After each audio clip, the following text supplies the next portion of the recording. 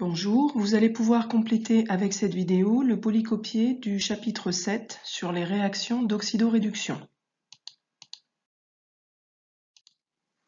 Alors, dans ce paragraphe, nous allons voir la notion de couple oxydant-réducteur. Alors avant, on va revoir quelques rappels indispensables de seconde sur la notion d'ion par rapport à un atome.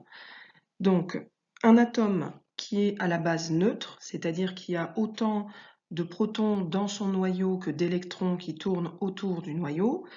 Donc cet atome, s'il gagne un ou plusieurs électrons, va gagner des particules qui sont chargées négativement.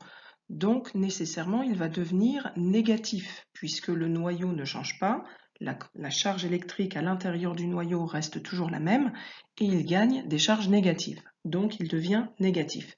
Alors un ion négatif s'appelle un anion. Et donc l'ion présente en effet un excès d'électrons négatifs par rapport à l'atome qui reste neutre correspondant. Alors de la même manière, cet atome, si au contraire il perd un ou plusieurs électrons, je vous rappelle que le noyau reste toujours identique, donc la charge électrique positive dans le noyau reste identique, donc s'il perd des électrons, il va perdre des charges négatives, donc il va devenir un ion positif. Et un ion positif, ça s'appelle un cation. Alors attention, vous faites régulièrement des petites confusions puisqu'on a tendance naturellement à penser que quand on gagne quelque chose, on l'a en plus. Quand on gagne de l'argent, on a bien de l'argent en plus. Mais pour les électrons, ça ne marche pas puisque les électrons sont négatifs. Donc quand on gagne des électrons, un atome qui gagne des électrons devient un ion négatif. Attention à ne pas faire la confusion. Alors, les espèces chimiques dans les réactions chimiques d'oxydoréduction, qui sont des réactions chimiques particulières, peuvent être classées soit en oxydants, soit en réducteurs. Alors, pour savoir s'ils sont oxydants ou réducteurs, il faut savoir s'ils vont perdre des électrons ou gagner des électrons entre les réactifs et les produits. Alors, un réducteur, qui va être noté en abrégé RED, va être une espèce chimique capable de perdre un ou plusieurs électrons. Donc on a le petit moyen mémotechnique, on a les mêmes sonorités entre RED et pair. Ça permet de retenir. Alors comment il va perdre des électrons? Cette espèce en fait va les céder à une autre espèce chimique, des électrons qui a priori sont en trop. Alors je vous rappelle que dans le TP, vous aviez fait réagir du zinc en poudre avec des ions cuivre et le zinc en poudre se transformait en ion zinc. Donc pour se transformer en ion zinc, Zn2+, il perd 2 électrons. Donc cette espèce chimique, le zinc métallique qui est présent dans les réactifs, perd des électrons, donc le zinc métallique est un réducteur. Alors, à l'inverse, une espèce chimique qui va gagner des électrons va s'appeler un oxydant. Donc un oxydant, on prend les deux premières lettres, il se note ox, c'est une espèce chimique capable de gagner un ou plusieurs électrons. Les électrons qui vont être gagnés ne vont pas être pris n'importe où, dans l'eau, dans le milieu, ils vont être pris justement à l'autre espèce chimique qui, elle, va perdre, donc céder ses électrons. Alors, dans l'expérience que vous aviez faite dans le TP, il s'agissait des ions cuivre, Cu2+, qui se transformaient en cuivre métallique Cu. Et donc les ions cuivre Cu2+, ont deux charges positives, ce sont des ions positifs, donc il leur manque 2 électrons pour devenir du cuivre métallique. Et ces 2 électrons, ils vont les prendre au zinc métallique. Donc l'ion cuivre Cu2+, qui était présent dans les réactifs, dans la solution de sulfate de cuivre, est un oxydant. Attention, je ne parle pas du cuivre métallique, je parle bien des ions cuivre Cu2+, qui étaient présents dans les réactifs. Donc ces ions cuivre sont un oxydant. Alors, on a dans ce paragraphe la notion de couple oxydant-réducteur. Alors, en effet, dans le TP que vous aviez fait, je vais prendre tout de suite l'exemple qui est noté. L'ion cuivre Cu2+, avait réagi avec le zinc en poudre et s'était transformé en cuivre métallique Cu. Donc, il avait gagné 2 électrons. Donc, les ions cuivre 2, comme ils gagnent 2 électrons, étaient un oxydant. Alors, à l'inverse, dans la deuxième expérience que j'avais faite au bureau, qui était l'arbre de Diane, on avait fait réagir du cuivre métallique, Cu, avec des ions argent qui étaient présents dans le nitrate d'argent, et le cuivre métallique s'était transformé en ion cuivre. Et pour cela, il avait perdu 2 électrons. Donc, en se transformant en ion cuivre, en perdant 2 électrons, c'est un réducteur. Donc, si je résume, dans une expérience, l'ion cuivre Cu2+, s'est transformé en cuivre métallique Cu, et dans une autre expérience, le cuivre métallique Cu s'est transformé en ion cuivre Cu2+. Donc, on peut avoir la réaction Cu2+ donne Cu, ou la réaction Cu donne Cu2+. Donc, ça peut aller dans les deux sens. Alors pourquoi? Puisque dès qu'un oxydant, l'ion cuivre 2, gagne 2 électrons, il a gagné ses électrons. Donc il va devenir une nouvelle espèce, le cuivre métallique Cu, qui est capable, elle, de céder les électrons qui ont été gagnés. Donc il va devenir une espèce qui va être un réducteur. Le cuivre métallique va être un réducteur. Donc le Cu2+ et le Cu sont liés en fait. Il y a des réactions qui peuvent aller dans un sens ou dans l'autre. Donc comme ils sont liés, le réducteur associé à l'oxydant s'appelle un réducteur conjugué. À l'inverse, on a aussi l'oxydant qui est conjugué. Donc les deux espèces oxydant et réducteur, donc Cu2+ et Cu, sont obtenues en passant de l'une à l'autre, soit par gain d'électrons, soit par perte d'électrons. Cu2+, pour se transformer en Cu, va gagner 2 électrons. Et Cu, pour passer à Cu2+, va perdre 2 électrons. Donc, pour compléter le cadre qui est en dessous, les deux espèces oxydant-réducteurs obtenues en passant de l'un à l'autre par gain ou perte d'un ou plusieurs électrons vont s'appeler des espèces conjuguées. On a l'oxydant conjugué, le réducteur conjugué. Ils sont associés l'un à l'autre. Et donc, elles vont former un couple qu'on va appeler un couple oxydant-réducteur. Alors, quand on donne ces couples, on donne toujours l'oxydant en premier, le réducteur en deuxième, avec leur résumé, c'est-à-dire ox-red. Donc, on met un slash entre les deux, ox/red. Alors, on voit le premier couple qu'on a vu, donc le Cu2+, Cu.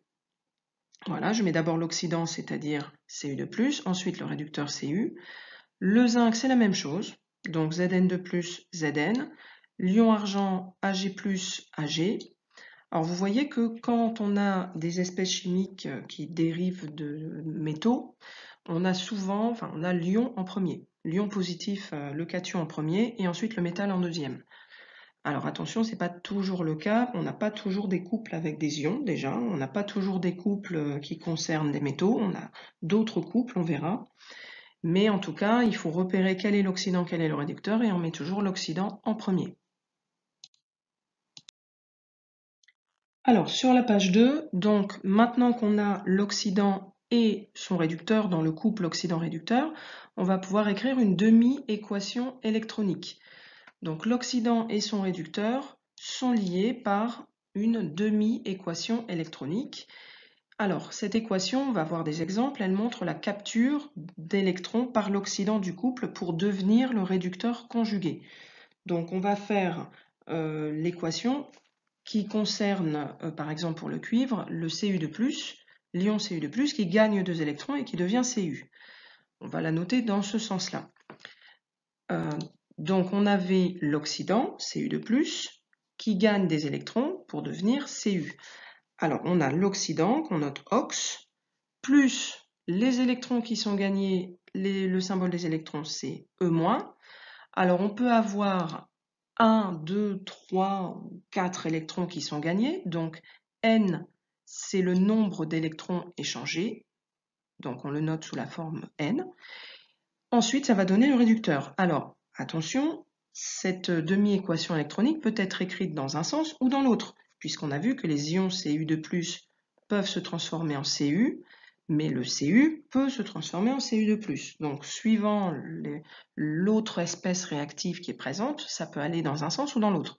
Donc, pour montrer que ça peut aller dans un sens ou dans l'autre, on va mettre un égal. Donc, attention, attention, les demi-équations électroniques sont écrites avec un égal et non pas une flèche, puisque la flèche, elle impose un sens entre le début et la fin. tandis qu'un égal, ça peut aller dans un sens ou dans l'autre. 3 plus 2 égale 5, on peut très bien écrire 5 égale 3 plus 2. Alors, les électrons n'existent pas en solution aqueuse. On n'a pas dans l'eau des électrons qui se promènent, ça n'existe pas. Donc on dit que cette écriture est formelle. Elle ne constitue qu'une schématisation qui nous permet de comprendre les réactions d'oxydoréduction, donc de comprendre les échanges qui vont se produire entre espèces chimiques d'électrons. Donc le signe égal traduit la possibilité d'aller dans un sens ou dans l'autre, suivant les conditions expérimentales, c'est-à-dire suivant la deuxième espèce qu'on met en réaction. Alors, des exemples ici d'application. Après, on va voir comment écrire ces demi-équations électroniques dans des cas un peu plus compliqués. Donc on avait le Cu2+, et le Cu. Donc je commence par l'oxydant, c'est-à-dire je commence tout simplement par le premier qui est présent. Donc j'écris Cu2+. Ensuite, je vais écrire le nombre d'électrons qui vont être gagnés pour se transformer en Cu. Donc là, on voit que pour passer de Cu2+ à Cu, il faut gagner 2 électrons. Donc j'écris l'oxydant Cu2+, plus 2 électrons égale Cu. Alors, essayez de faire les deux suivants. Alors, attention au nombre d'électrons qui doit être gagné. Alors, pour le couple Zn2 plus Zn, c'est exactement la même chose, sauf qu'à la place de Cu, on met Zn. Donc, ça va être tout simplement Zn2 plus 2 électrons égale Zn. Alors, pour le couple Ag plus Ag, alors attention, cette fois, il n'y a qu'une seule charge positive pour l'ion Ag. Donc, il ne va gagner qu'un seul électron. Alors, un seul électron, on ne va pas noter plus 1 électron. Le chiffre 1 dans les équations, on ne le note jamais. Donc, on ne va noter que Ag+, plus électron égale Ag. Donc, ça n'est pas toujours 2 électrons. Le nombre d'électrons gagnés peut varier. Alors, il faut absolument retenir cette notation générale, OX plus N électrons égale RED. On peut la retenir sous la forme OX plus N égale RED, puisque ça permet de savoir dans quel sens on l'écrit, et sachant que quand on vous donne les couples, on écrit toujours le premier en premier. C'est pas très compliqué. Alors maintenant, on a deux types de réactions, suivant qu'on va dans un sens ou dans l'autre, dans ces demi-équations électroniques. On peut avoir soit des réductions, soit des oxydations. Donc tout est résumé dans ce petit schéma-là, et il faut absolument le connaître. Donc maintenant, vous connaissez OX plus N égale RED. Alors, quand on va dans le sens du haut, on voit qu'on passe de l'oxydant à son réducteur. Et donc l'oxydant va être réduit, il va gagner des électrons, il va être réduit, donc on dit que c'est une réduction. Donc le passage de l'oxydant à son réducteur conjugué est ce qu'on appelle une réduction. Donc pour avoir une réduction d'un oxydant, l'oxydant doit gagner des électrons. Donc une réduction, c'est un gain d'électrons. Alors l'oxydant subit une réduction, donc on dit qu'il est réduit. D'ailleurs, vous avez l'exemple de la réduction des ions cuivre Cu2+, donc Cu2+, plus 2 électrons égale Cu. Alors on peut retenir quand c'est sous forme d'ion comme ça, que le Cu2+, va se réduire en Cu. C'est plus court à écrire Cu que Cu2+. Donc il va subir une réduction d'écriture, entre guillemets. Alors à l'inverse, dans l'autre sens, ça va être ce qu'on appelle une oxydation. Donc là, on passe du réducteur à l'oxydant. Voilà. Et ça va être ce qu'on appelle une oxydation. Donc le réducteur, pour se transformer en oxydant, va perdre des électrons. Puisque c'est exactement l'inverse de la réduction. Donc quand vous connaissez l'un, vous connaissez l'autre. Donc l'oxydation est une perte d'électrons. Donc le réducteur, en se transformant en oxydant, se transforme en oxydant, donc il va être oxydé, tout simplement. Le réducteur qui subit une oxydation est oxydé. Alors vous avez l'exemple de l'argent métallique, de l'oxydation de l'argent métallique, donc Ag égale Ag plus 1 électron. Alors, ce qui n'était pas ce qui se passait dans l'arbre de Diane, puisqu'à l'inverse, on récupérait de l'argent métallique. Donc la réaction se passait dans l'autre sens. On avait une réduction des ions argent. Donc là, on voit que Ag va perdre un électron, pour donner l'ion Ag+, et donc il va perdre un électron qui va se retrouver de l'autre côté. On pourrait écrire Ag moins électron égale Ag+, sauf qu'on n'écrit pas de moins dans les équations, donc on met l'électron de l'autre côté. Il a perdu un morceau, donc il se retrouve avec l'ion Ag+, plus un électron. Donc pour retenir tout ça, il faut vraiment retenir ce qui est résumé ici, donc ox plus Ne égale Red. Donc pour se transformer en Red, il va subir une réduction, et à l'inverse, pour se transformer en ox, il va subir une oxydation. Alors, dans cette partie, on va voir une petite fiche méthode pour écrire une demi-équation électronique pour des couples qui sont un peu plus compliqués que ceux qu'on a vus jusqu'à présent, c'est-à-dire Cu2 plus Cu, Zn2 plus Zn, Ag plus Ag. Alors cette fiche méthode s'applique aussi pour ces couples-là, sauf qu'il y a beaucoup d'étapes pour lesquelles, dont on n'aura pas besoin pour écrire ces équations, les premières qu'on a écrites. Alors on prend l'exemple du couple Cr2O7 de- Cr3+. Alors, il s'agit de l'ion dichromate et de l'ion chrome. Alors, l'ion dichromate est un oxydant, donc c'est un puissant oxydant qui est très toxique, juste par contact ou par inhalation, il peut engendrer des cancers, et il va servir dans les éthylotests, puisqu'on va voir qu'il va passer dans cette réaction, cette demi-équation électronique, il peut réagir avec l'alcool, l'éthanol, pour passer de cet ion dichromate qui est jaune à l'ion chrome qui est vert. Donc ça permet de tester la présence d'alcool. Alors pour écrire la demi-équation électronique qui concerne ce couple, donc on doit absolument respecter la conservation des éléments et des charges. Alors je vous rappelle que les éléments sont écrits en indice, donc en bas. Donc là par exemple j'ai 2 chromes, j'ai 7 oxygènes, j'ai un seul chrome dans l'ion chrome, et on a les charges, donc les charges électriques qui sont en exposant. Donc l'ion dichromate a 2 charges négatives, tandis que l'ion chrome a 3 charges positives. Alors la première étape est d'écrire l'équation sous la forme ox plus Ne égale Red. Donc j'écris l'oxydant en premier, Cr2O7 de-, plus, pour l'instant je n'écris pas plus, je ne me contente de remplacer ox et Red par l'oxydant et le réducteur. Donc l'oxydant est le premier, Cr2O7 de-, plus N électrons, j'en mets pas plus pour l'instant, égale le réducteur, c'est-à-dire Cr3+. Donc pour l'instant, vous ne faites que écrire Cr2O7 de- en premier et Cr3+ en deuxième, de l'autre côté du égal, on fait rien de plus. Alors la deuxième étape, on commence toujours par cette étape-là, on va équilibrer les éléments autres que l'oxygène et l'hydrogène, quand il y en a. Là, je dois le faire puisque le chrome, ici, j'ai 2 éléments chrome de ce côté-là, et là, j'en ai qu'un seul. Donc, je dois équilibrer les éléments chrome en mettant un petit 2 devant Cr3+, pour avoir 2 chromes dans les réactifs et 2 chromes dans les produits. Alors, cette étape-là est terminée. Maintenant, je vais équilibrer les atomes d'oxygène, l'élément oxygène. Alors, pour équilibrer l'oxygène, puisque là, en fait, dans Cr2O7 de-, j'ai de l'oxygène, alors que de l'autre côté, je n'en ai pas. Donc, je ne peux pas avoir une disparition des atomes d'oxygène. On doit avoir des atomes d'oxygène des deux côtés du égal. Et je ne peux pas les retirer dans Cr2O7 de-.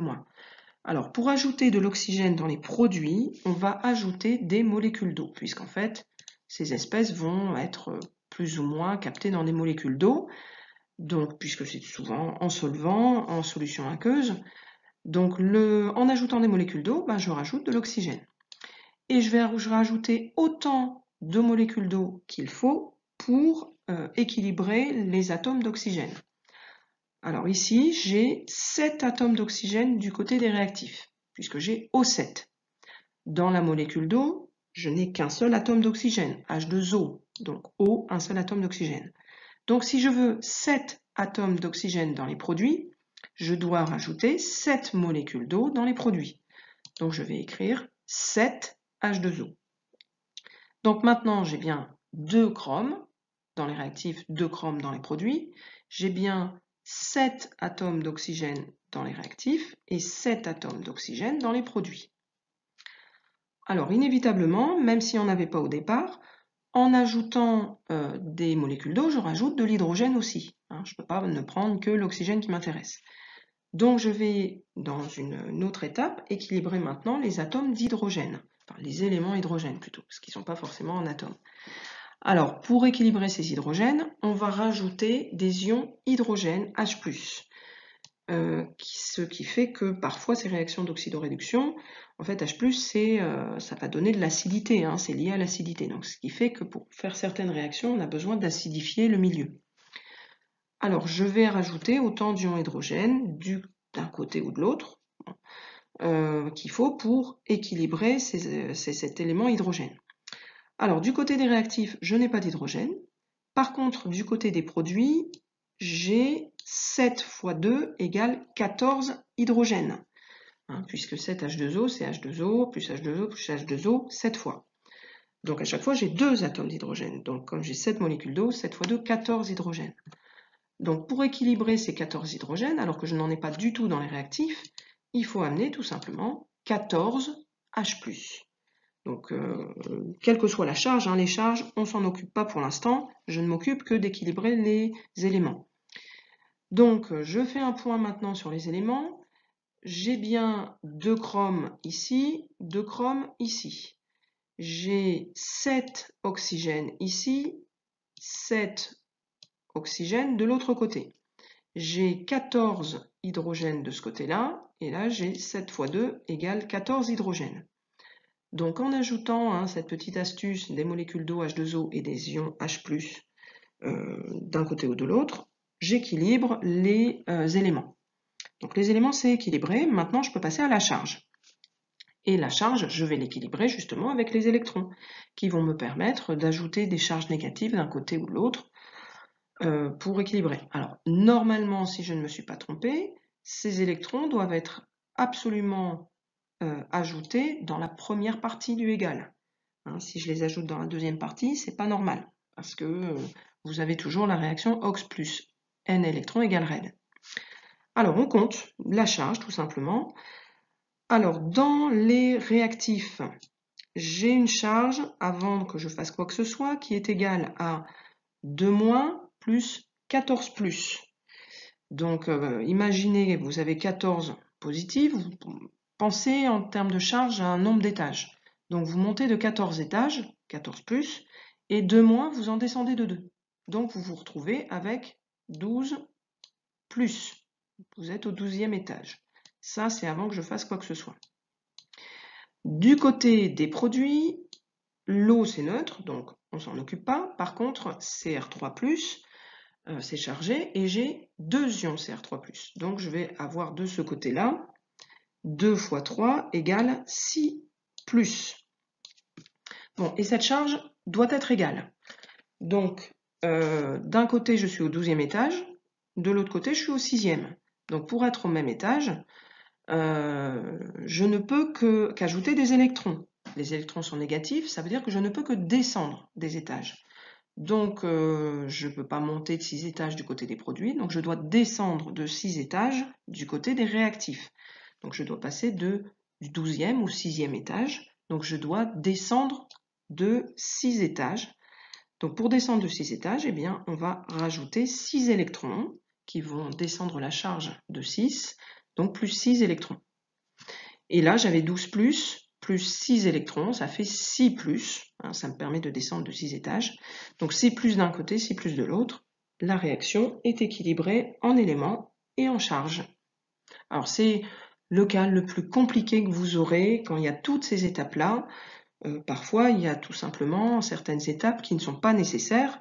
Hein, quand les éléments au départ sont équilibrés, quand il n'y a pas d'oxygène, il n'y a pas d'hydrogène, ben, toutes ces étapes, en fait, on les saute.